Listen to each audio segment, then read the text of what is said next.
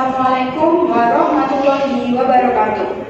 Perkenalkan, nama saya Siti Nurhaliza dari Program Studi Pendidikan Matematika kelas 2022E. Pada kesempatan kali ini, saya akan menjelaskan tentang sejarah bahasa Indonesia yang menjadi keunggulan bangsa Indonesia dalam sudut pandang generasi muda, dan juga prospek bahasa Indonesia ke depannya. Yang pertama, apa sih bahasa Indonesia itu? Bahasa Indonesia adalah bahasa yang telah disepakati menjadi bahasa resmi bangsa Indonesia. Bahasa Indonesia juga menjadi alat komunikasi utama antar suku, agama, dan ras yang ada di negara Indonesia. Bahasa Indonesia sendiri juga menjadi identitas nasional, kebanggaan nasional, bahasa pengantar dalam dunia pendidikan, alat penghubungan dalam tingkat nasional untuk kepentingan perencanaan dan pelaksanaan pembangunan nasional terkait kepentingan pemerintah, serta bisa dijadikan sebagai alat pengembangan kebudayaan, ilmu pengetahuan, dan teknologi. Bahasa Indonesia berasal dari bahasa Melayu. Pada zamannya, bahasa Melayu menjadi bahasa penghubung di beberapa negara yang ada di benua Asia. Nama bahasa Indonesia sendiri lahir pada tanggal 28 Oktober tahun 1928, di mana pada saat itu diadakan Kongres Pemuda kedua yang digelar di Jakarta dan menghasilkan Sumpah Pemuda serta penetapan lagu kebangsaan Indonesia Raya.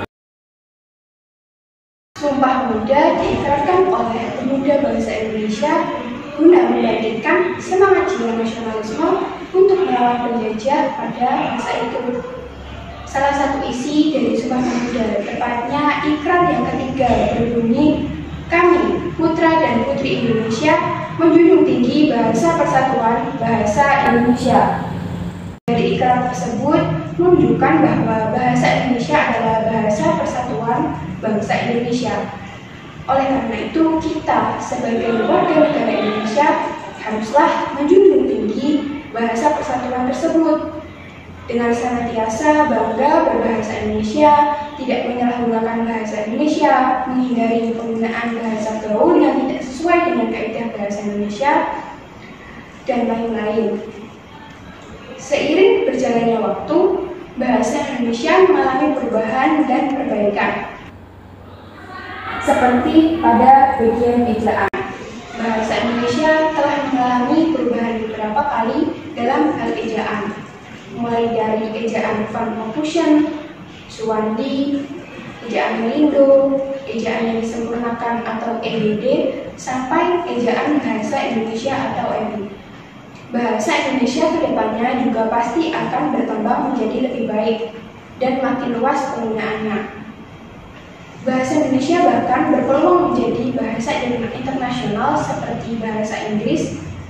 Mengapa? Karena tidak menutup kemungkinan para turis yang datang ke Indonesia untuk berwisata mempelajari bahasa Indonesia lalu disebarluaskan ke negara asalnya. Selain itu, banyak juga warga negara Indonesia yang pergi ke luar negeri, baik untuk bekerja ataupun menempuh pendidikan. Mereka juga pasti akan memperkenalkan bahasa Indonesia bahkan beserta kebudayaannya. Sehingga bahasa Indonesia mampu mendunia dan dikenal oleh berbagai negara di dunia. Tidak hanya dalam bahasa internasional, dalam dunia pendidikan, bahasa Indonesia juga sangat berperan penting. Bagi Indonesia, bahasa Indonesia dijadikan sebagai bahasa pengantar dalam dunia pendidikan, meskipun memang benar di setiap daerah terdapat bahasa daerah yang berbeda-beda. Tetapi bahasa Indonesia tetap harus menjadi bahasa yang digunakan dalam pembelajaran setiap sekolah. Sudah seharusnya baik pendidik maupun peserta didik memahami penggunaan bahasa Indonesia yang baik dan benar dalam berkomunikasi. Selain itu, bahasa Indonesia juga sudah menjadi pelajaran wajib baik dari pendidikan tingkat dasar, menengah, hingga pendidikan tingkat tinggi atau universitas. Dengan paparan di atas, sudah seharusnya kita sebagai bangsa Indonesia berbangga kepada bahasa persatuan kita, yaitu bahasa Indonesia. Sekian yang dapat saya sampaikan. Kurang lebihnya mohon maaf. Wassalamualaikum warahmatullahi wabarakatuh.